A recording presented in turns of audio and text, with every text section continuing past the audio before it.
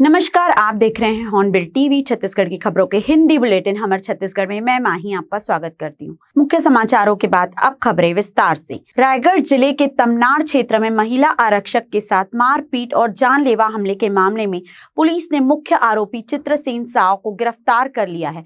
गिरफ्तारी के बाद आरोपी को हेमू कॉलोनी चौक से चक्रधर नगर थाने तक जूते चप्पलों की माला पहनाकर जुलूस में निकाला गया, जहां वह रास्ते भर कान पकड़कर माफी मांगता दिखा। इस मामले में अब तक 6 आरोपियों को गिरफ्तार कर जेल भेजा जा चुका है, जबकि एक आरोपी फरार है। मुख्य आरोपी की गिरफ्तारी पर महिला पुलिस कर्मियों ने केक काट कर खुशी जताई। पुलिस ने साफ कहा है कि महिला आरक्षकों पर हमला करने वालों को बख्शा नहीं जाएगा। हमारे पुलिस की सारी महिलाएं बहुत खुश हैं क्योंकि आज आरोपी को सजा मिली है, पकड़ाया है और हमें अपने कानून व्यवस्था पर पूरा विश्वास है कि उसे कड़ी से कड़ी सजा मिलेगी। महिला अधिकारी हो चाहे कर्मचारी हो चाहे एक आम जनता हो, महिला ही होती है। उसके साथ गलत करने वाले को सजा मिलनी ही चाहिए। कितने आतिशबाजी की है, केक भी काटा, खुशियां मनाई आरोपी की गिरफ्तारी की। जी, हमारी सारी महिलाएं आज बहुत खुश हैं और हमें अपनी कानून व्यवस्था पर पूरा विश्वास है। रायगढ़ जिले के तमनार क्षेत्र में महिला आरक्षक के साथ हुई अमानवीय घटना को लेकर international human rights protection commission का प्रतिनिधिमंडल कलेक्टर कार्यालय पहुंचा। प्रतिनिधिमंडल ने कलेक्टर और एसपी के नाम ज्ञापन सौंपते हुए दोषियों पर कड़ी कार्यवाही की मांग की। संगठन ने कहा कि वर्दीधारी महिला के साथ हुई बर्बरता कानून व्यवस्था और महिलाओं की सुरक्षा पर गंभीर सवाल खड़े करती है। आयोग ने राजपत्रित अधिकारी के नेतृत्व में विशेष जांच दल गठित कर फास्ट ट्रैक कोर्ट में सुनवाई की मांग की। साथ ही पीड़िता को पीड़ित प्रतिकर योजना के तहत मुआवजा, बेहतर इलाज और मनोवैज्ञानिक परामर्श देने की मांग की गई। कलेक्टेड आए थे आज महिला कांस्टेबल के साथ में जो ये अभद्र व्यवहार किया गया है, उसी के सिलसिले में हम लोग यहाँ पर ज्ञापन देने के लिए आए हुए हैं। हम लोगों ने कलेक्टर ऑफिस में भी दिया है और हम उनके मुआवजे की मांग को आगे लाने की कोशिश कर रहे हैं। आम लेडीज़ों के साथ में जो होता है, जिस तरह की वारदात होती है, ये एक पुलिस कांस्टेबल होने के साथ में इनके साथ में ये चीज़ हुई है, तो बाकी आम जनता और आम लेडीज़ों के साथ में किस तरह का व्यवहार किया जाएगा, तो इसलिए हम लोगों ने ये ज्ञापन दिया है। तो क्या बोले कलेक्टर साहब? हमने मुआवजा की मांग रखी है उनके लिए और एक आगे जांच की भी हम लोगों ने डिमांड की है। क्या मांग की? और किस तरह की मुआवजे की मांग? और कड़ी कार्रवाई हम इस पर चाहते हैं। आगे ऐसा किसी के साथ ना, आगे इस तरह की हरकत किसी और के साथ ना हो। परिचय बताएंगे? मैं कायनात शेख, ह्यूमन राइट्स से प्रदेश प्रभारी। यातायात सड़क सुरक्षा माह के तहत नगर निगम और यातायात विभाग ने शहर को अतिक्रमण मुक्त करने की कार्यवाही तेज कर दी है।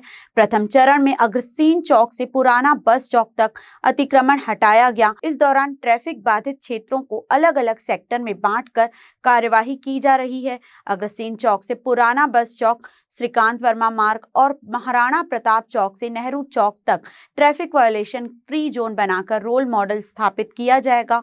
नगर निगम आयुक्त प्रवेश कश्यप ने बताया कि 1 जनवरी से सड़क सुरक्षा माह की शुरुआत हुई है, जिसमें निगम, पुलिस और आमजन के सहयोग से शहर को स्मार्ट सिटी के अनुरूप व्यवस्थित किया जा रहा है। अतिक्रमण करने वालों पर कड़ी कार्यवाही पूरे माह जारी रहेगी। क्या कुछ कार्रवाई होती है? सड़क सुरक्षा माह अंतर्गत जो सड़क बाधाएं हैं उसको हटाने की कार्रवाई की जा रही है। जो व्यापारी हैं, पब्लिक है, उनसे अपील कर रहे हैं हम लोग कि इस तरह जो चिन्हांकित रोड है अग्रसेन चौक से पुराना बस स्टैंड तक, वो रोड पूरी तरह से अतिक्रमण मुक्त रहे और उसी कड़ी में आज ये कार्रवाई हमारे द्वारा की जा रही है। तो आज कहाँ कार्रवाई की गई? आज अग्रसेन चौक से पुराने बस स्टैंड तक कार्रवाई कर रहे हैं। भिलाई नगर निगम ने लीज की दुकानों का किराया नहीं चुकाने वाले दुकानदारों के खिलाफ सख्त कदम उठाया है।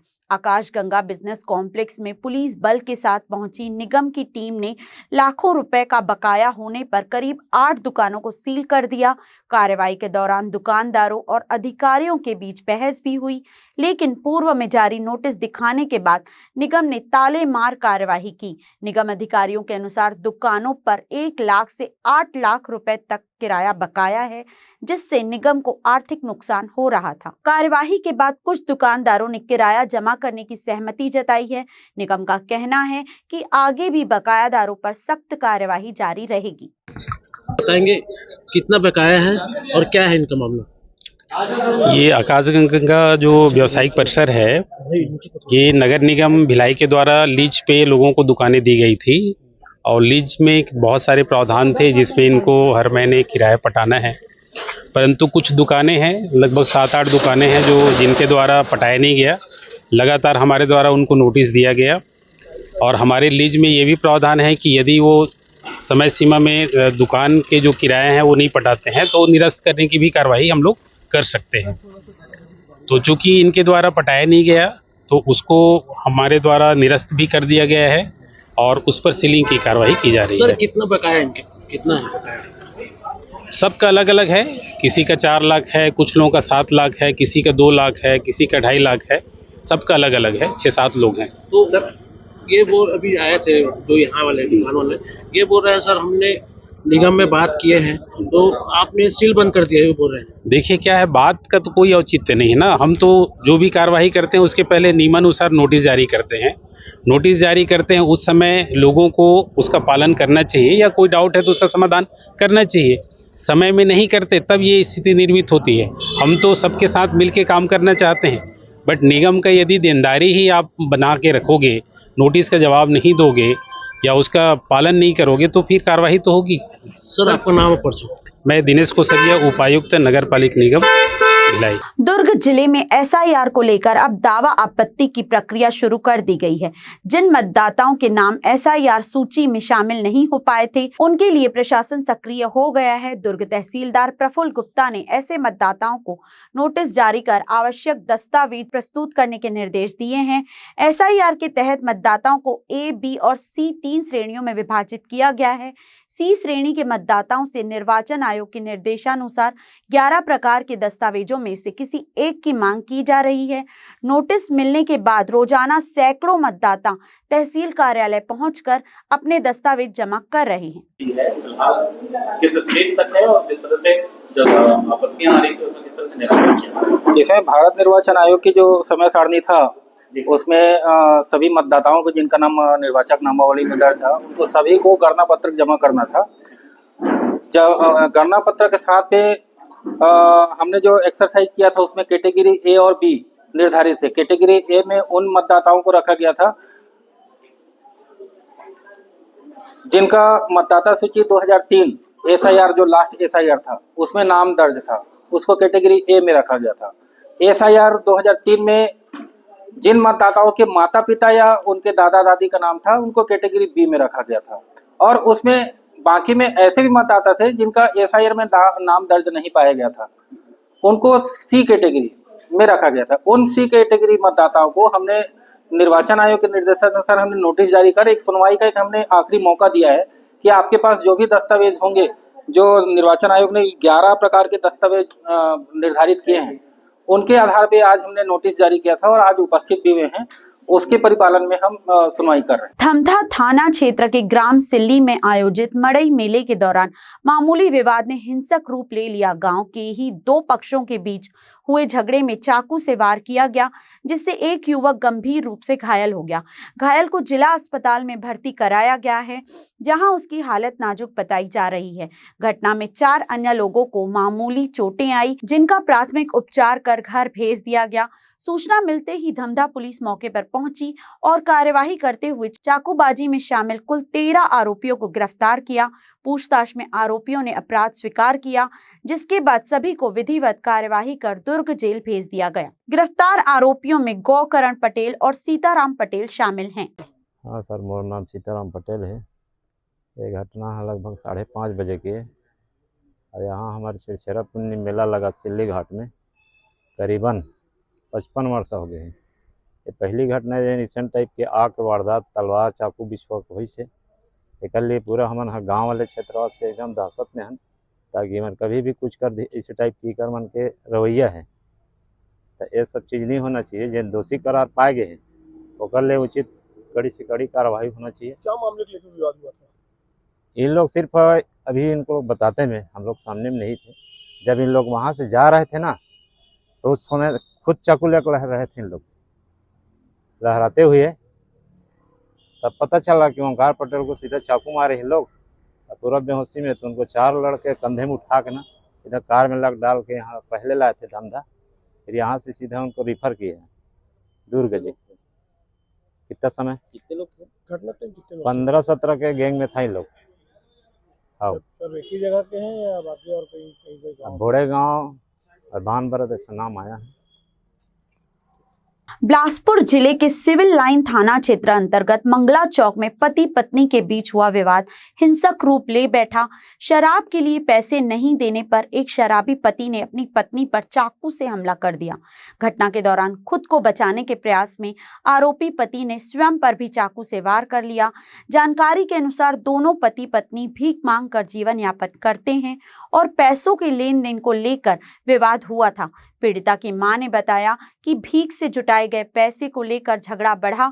घटना की सूचना पर पुलिस मौके पर पहुंची और दोनों को सिम्स अस्पताल में भर्ती कराया गया, जहां उनका इलाज जारी है। तो कहा हुआ था शाम को मेरे बेटी दामाद को पैसा मेरे बेटी के झोली से पता नहीं चला, मेरा दामाद निकाल लिया, कौन निकाल लिया हाँ, उसी के कारण से लोग झगड़ा होने लगे। शाम को होते होते झगड़ा 8-10 बजे रात मेरे दामाद ने चाकू चला दिया। शराब पी तो मेरी बेटी सुबह दारू पिया, फिर अभी 10 बजे उसको चाकू चला दिया। आपकी बेटी के ऊपर चाकू चला? हाँ, मेरी बेटी के अपने ऊपर भी चाकू? अपने के ऊपर में जब बेटी चाकू चला दिया ना, हाँ, तो जब मैं उधर से दौड़ने लगी मंगला चौक में, मैं भीख मांगती हूँ चौक में, तो गाड़ी जब पार हुआ तो बेटी को देखा तो खूना खून, हाँ, तो मैं उधर से दौड़ी तो अपने हाथ चाकू ऐसे करता रहा, हाँ, करके नली में चाकू फेंक दिया है मेरा सामान। और आप कहाँ पे रहते हैं? मंगला चौक साईं भोजनालय के पास, मेरे गैस गोदाम के पास। गैस गोदाम वही तो सब घटना? हाँ, वहीं पर है गैस गोदाम। क्या नाम है आपके बेटी और दामाद का? मेरे बेटी का नाम है रहीमन और मेरे दामाद का नाम है कंतलाल। और आपका नाम? मेरा नाम है मंगली बाई। तो अभी क्या बता रहे हैं डॉक्टर?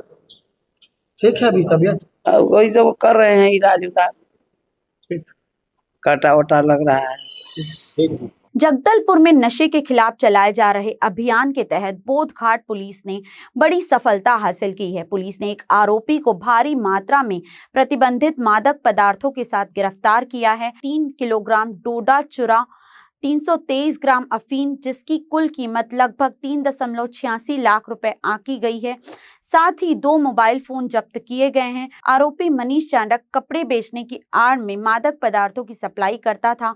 पुलिस ने मुखबिर की सूचना पर नया बस स्टैंड के पास घेराबंदी कर उसे पकड़ा। आरोपी को NDPS एक्ट के तहत जेल भेज दिया गया है। दुर्ग में पदोन्नति और लंबित मांगों को लेकर शिक्षकों का आक्रोश सड़कों पर नजर आया। छत्तीसगढ़ सहायक शिक्षक और समग्र शिक्षक फेडरेशन के संयुक्त बैनर तले शिक्षकों ने संयुक्त संचालक कार्यालय दुर्ग का घेराव कर धरना दिया और जमकर नारेबाजी की। प्रदर्शन के दौरान शिक्षकों ने संयुक्त संचालक की गाड़ी रोककर अपनी समस्याएं सामने रखी और शीघ्र समाधान की मांग की। शिक्षकों का आरोप है कि पदोन्नति, ऑनलाइन अटेंडेंस के लिए लागू विद्या ऐप की खामियों और अन्य लंबित मांगों को लेकर पहले भी कई बार ज्ञापन सौंपे गए, लेकिन कोई ठोस निर्णय नहीं हुआ। संयुक्त संचालक ने मांगे उच्चाधिकारियों तक पहुंचाने का आश्वासन दिया। शिक्षकों ने चेतावनी दी है कि मांगे पूरी नहीं होने पर आंदोलन और तेज किया जाएगा। किस तरह की मांग है और किस तरह का आश्वासन मिला? जी, छत्तीसगढ़ सहायक शिक्षक समग्र शिक्षक फेडरेशन के दुर्ग संभाग के बैनर तले हम लोग आज जेडी ऑफिस का घेराव किए। हमारी मांग कुछ और नहीं है, बल्कि विगत 3 साल से जो पदोन्नति रुकी हुई है, चाहे वो मिडिल स्कूल यूडीटी से HM के पद पर पदोन्नति और सहायक शिक्षक से उच्च शिक्षक के पदों पर पदोन्नति। मिडिल स्कूल के संबंध में हम लोगों ने बातचीत की तो दिसंबर के आखिरी सप्ताह में जेडी के द्वारा ये कहा गया कि आखिरी सप्ताह में ये सूची जारी कर दी जाएगी, लेकिन दिसंबर का वो महीना गुजर चुका है और जनवरी का ये पहले हफ्ता भी जाने वाला है, जिससे हम सभी लोग बहुत ही निराश हुए और सहायक शिक्षक और उच्च शिक्षकों में आक्रोश है और उसी के दौरान आज हम लोग सांकेतिक धरना प्रदर्शन किए हैं। दुर्ग जिले के भिलाई चरोदा नगर निगम क्षेत्र के ग्राम जरवाए से एक बार फिर बड़ी प्रशासनिक उदासीनता की तस्वीर सामने आई है। निर्माणाधीन केमिकल स्टोरेज और पहले से संचालित केमिकल फैक्ट्रियों को बंद कराने की मांग को लेकर ग्रामीण सप्ताह भर पहले कलेक्ट्रेट पहुंचे थे, लेकिन हैरानी की बात यह है, शिकायत के 8 दिन बीत जाने के बावजूद न तो प्रशासन हरकत में आया है और न ही पर्यावरण विभाग ने कोई ठोस कार्यवाही की है। ग्रामीणों का आरोप है कि केमिकल फैक्ट्री संचालकों को राजनीतिक संरक्षण प्राप्त है। यही वजह है कि नियम कानून खुलेआम ताक पर रखे जा रहे हैं। हालात इतने गंभीर हैं कि फैक्ट्री से महज 100 मीटर की दूरी पर स्थित शासकीय स्कूल के बच्चे प्रदूषित भूजल पीने को मजबूर हैं। ग्रामीणों के मुताबिक कई बच्चों में उल्टी, दस्त जैसे बीमारियों की शिकायतें सामने आ चुकी हैं, लेकिन इसके बावजूद जिम्मेदार विभाग आंख मूंदे बैठे हैं। वहीं इस पूरे मामले को लेकर सोशल एक्टिविस्ट राकेश मिश्रा ने बड़ा खुलासा करते हुए आरोप लगाया है कि केंद्र सरकार से एनवायरमेंट सर्टिफिकेट लिए बगैर ही प्रदेश के क्षेत्रीय अधिकारियों से मिलीभगत कर नियमों को छुपाते हुए उत्पादन क्षमता में भारी इजाफा किया गया। आरोप है कि जहां पहले उत्पादन क्षमता 2300 टन थी, उसे बढ़ाकर 56,000 से 86,000 टन तक कर दिया है। अब सबसे बड़ा सवाल यही है कि क्या प्रशासन किसी बड़े हादसे या जनहानि का इंतजार कर रहा है या फिर समय रहते इस केमिकल फैक्ट्री पर कोई सख्त कार्यवाही होगी। आरोप लग रहा है कि यहाँ पे प्रदूषण फैला रहे हैं, कोई केमिकल प्लांट है जिसके द्वारा जल प्रदूषित किया जा रहा है, वायु प्रदूषित किया जा रहा है। क्या कहना चाहेंगे? आपका भी एक प्लांट है जहाँ पर स्टोर किया जाता है डामर जैसा। जी, मैं धनीराम अग्रवाल और मैंने आकाश ऑटो केम को रेंट पर दिया है और वहाँ पर स्टोर किया जाता है। किसी प्रकार का निर्माण किसी प्रकार का प्रोडक्शन नहीं किया जाता है ना। और वो रोड्स बनाने से, डामर रोड बनाने से पहले बिछाने वाला एक केमिकल है एक प्रकार का, और बाकी किसी प्रकार का कोई भी जमीन में गिराने का काम नहीं है। उनको मैंने पहले ही चेता रखा है कि भूमि पर कोई प्रकार का लिक्विड गिरना नहीं चाहिए, और उन्होंने वैसी व्यवस्था कर रखी है पूरी। और स्टोरेज है बड़े, जिसमें गाड़ी में कच्चा माल आता है, लोड हो जाता है, फिर वो लोड होकर फिर चला जाता है। प्रदेश के उप मुख्यमंत्री अरुण साव पर की गई टिप्पणी को लेकर बिलासपुर में साहू समाज का आक्रोश सामने आया है। बताया जा रहा है कि बीते दिनों निगम की कार्यवाही के विरोध में चल रहे प्रदर्शन के दौरान पूर्व मुख्यमंत्री भूपेश बघेल आमजन को संबोधित करने पहुंचे थे। इसी दौरान उन्होंने डिप्टी सीएम अरुण साव के खिलाफ आपत्तिजनक टिप्पणी कर दी, जिससे साहू समाज में नाराजगी फैल गई।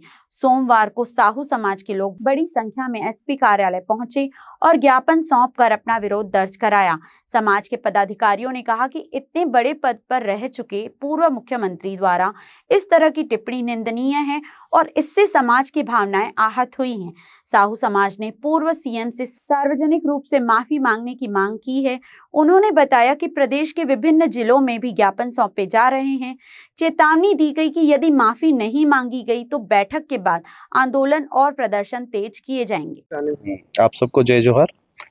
ये मामला इतना संदिग्ध है, कुछ ऐसे लोग तथाकथित लोग हैं जो पूरे भारत देश का एक संवैधानिक अधिकार जो आरक्षित वर्गों को मिला हुआ है, एसटी, एससी, ओबीसी और जनरलों को भी ईडब्ल्यूएस भी मिला हुआ है, उनके पूरे आरक्षण को इतने अभद्र शब्दों के साथ इस्तेमाल करते हुए गाली बका है उसने। एक मनीष कुमार जैन करके है, ये राजनांदगांव का है, और ये आदतन इसी टाइप का लोग है जो समाज में एक सौहार्द का माहौल है, आपस में सब मिल के जुल के रहते हैं। आरक्षण कोई खैरात नहीं है, आरक्षण हमारा संवैधानिक अधिकार है और बाबा साहब अम्बेडकर और संविधान पीठ ने हमको प्रदान किया है। इससे हमारे जीवन स्तर पे बदलाव जो आ रहा है, इससे बहुत सारे कुछ लोगों को, तथाकथित लोगों को तकलीफ है। ऐसे लोगों को हम बताना चाहते हैं कि आपका इलाज संवैधानिक तरीके से ही हम करेंगे। और इन लोगों ने जिस तरीके से इतने बड़े समाज का अवहेलना किया है और इतने बड़े आरक्षणों को इसने गाली बका है, इसके ऊपर कड़ी से कड़ी कार्रवाई होनी चाहिए, इसको जेल के अंदर डालना चाहिए। ये मांग लेके हम आए हैं। खैर अभी भेंट नहीं हो पाई है एसपी साहब से, और ये पूरे प्रदेश भर में इसके आंदोलन की तैयारी है। मंगलवार को एक बार फिर से बिलासपुर शहर के मोपका क्षेत्र में आग लगने की घटना सामने आई है। इस इलाके में 220 केवी का सब स्टेशन स्थापित है, जहां सुबह से मेंटेनेंस का कार्य चल रहा था। करीब 2 बजे के आसपास मेंटेनेंस के दौरान ही ट्रांसफार्मर से तेल का रिसाव हुआ, जिसके बाद अचानक आग लग गई और देखते ही देखते सब स्टेशन आग के शोलों में तब्दील हो गया। आग लगने की खबर लगते ही जिला प्रशासन ने अलग अलग क्षेत्र से तत्काल मौके पर कई एम्बुलेंस भेजकर आग पर काबू पाने का प्रयास किया। आग कैसे लगी यह अभी तक स्पष्ट नहीं है। शॉर्ट सर्किट की वजह से यह आग भड़की होगी और देखते ही देखते सब स्टेशन को आग में तब्दील कर दिया। बीते कुछ समय से लगातार इस तरह की आगजनी की घटनाएं सामने आ रही है। जरूरत है प्रशासन को इस दिशा में गंभीर होकर ध्यान देने की, ताकि शासकीय और निजी संपत्तियां आग की भेंट चढ़ने न पाए। बिलासपुर जिले में एक बार फिर भीषण आगजनी की वारदात निकल के सामने। इस वक्त हम मोपका क्षेत्र में मौजूद, जहां पे बिजली विभाग के 220 केवी सब स्टेशन में भीषण आगजनी की वारदात निकल के सामने आई। आप तस्वीरों में देख सकते हैं कि कितनी भयानक आग। यहाँ पे आग पर काबू पाने के लिए करीब 5 से 6 दमकलों की मदद से यहाँ पर आग पर काबू पाने का प्रयास किया जा रहा है। जो पूरा इलाका है वो मोपका क्षेत्र के 220 केवी सब स्टेशन के परिसर में भीषण आगजनी की वारदात निकल के सामने आई है। करीब 5 से 6 दमकलों की मदद से यहाँ पर आग पर काबू पाने का प्रयास किया जा रहा है। इससे हमें जानकारी मिली है कि यहाँ अंदर जो है मेंटेनेंस का काम चल रहा था। इसी दौरान वहाँ पे ऑयल का रिसाव हो जाता है। इस दौरान यहाँ पे शॉर्ट सर्किट की बात कही जा रही है, जिसमें यहाँ पे अब आग जलने की बड़ी वारदात निकल के सामने आई। बताया जा रहा है कि जो आग है करीब 2 बजे लगी थी। इसके बाद से यहाँ पे करीब 5 से 6 दमकलों के माध्यम से आग पर काबू पाने का प्रयास किया जा रहा है। एक बड़ी आगजनी की वारदात बिलासपुर के मोपका में स्थित सब स्टेशन से निकल के सामने आई। आपको बता दें कि इसके पहले सरगिट्टी क्षेत्र में भी एक बड़ी आगजनी की वारदात निकल के सामने आई थी, जिसमें 2 मजदूरों की मौत होने की बात कही जा रही थी। वहीं कई लोग घायल होने की बात सामने आई थी। वहीं अब एक दूसरी बड़ी आगजनी की वारदात निकल के सामने आई है, जिसमें आप देख सकते हैं कि आग कितनी भयावह है। करीब 2 बजे आगजनी की वारदात हुई थी। इस पर काबू पाने लगातार प्रयास किया जा रहा है। ये क्षेत्र के जनप्रतिनिधि यहाँ पे मौजूद, उनसे बात करते हैं। सर, ये घटना कभी कैसे हुई, आपको जानकारी है?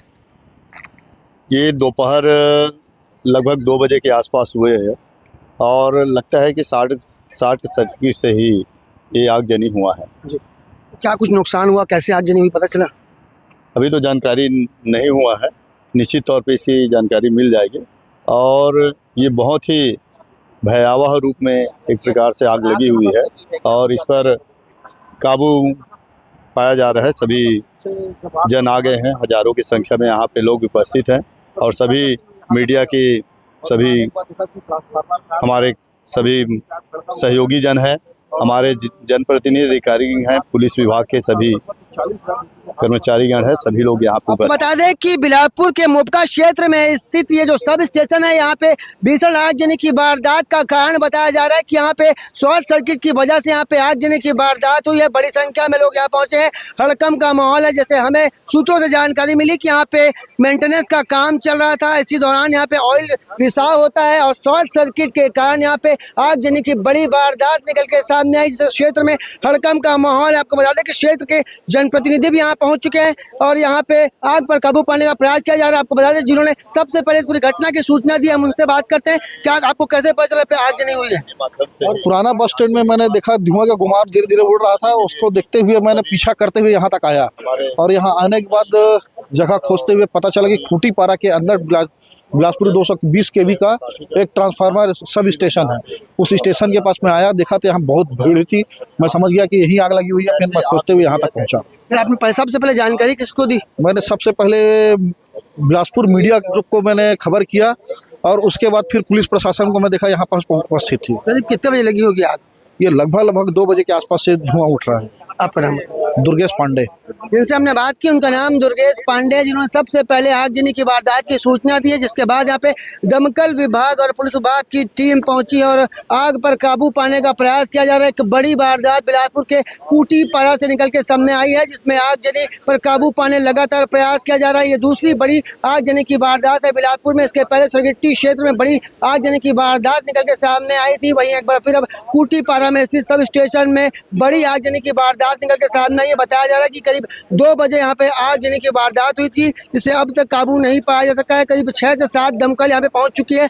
आग पर काबू पाने का प्रयास किया जा रहा है। देखना होगा कब तक इस बड़ी आगजनी की वारदात पर काबू पाया जाता है। कैमरामैन मोनू सिंह के साथ जिया खान, हॉर्नबिल टीवी। आज के बुलेटिन में बस इतना ही। मुझे दीजिए इजाजत। देखते रहिए हॉर्नबिल टीवी।